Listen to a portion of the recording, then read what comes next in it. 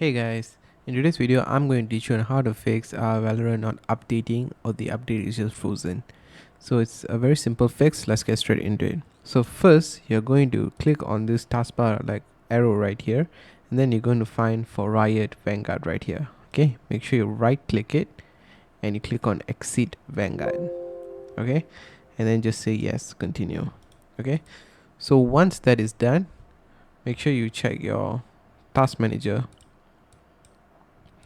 that you don't have any Vanguard related applications running.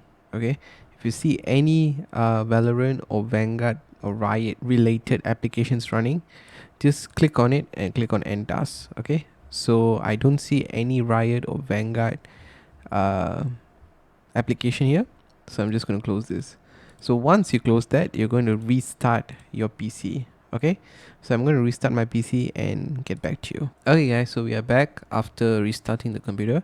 So after you restart the computer, if you press the arrow right here, you will see Vanguard is running. So that's a good sign. Don't shut it down now. Okay, now you're going to go to your Valorant. Okay, if you have the icon here, you're just going to right click on it. I have my icon right here, so I'm going to right click on this and then right click on Valorant. Okay, and make sure to run as administrator, then click on yes.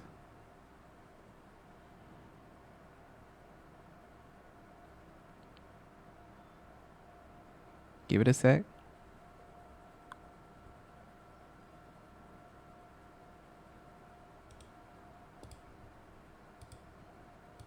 Okay, so and Valorant should open and your update should start.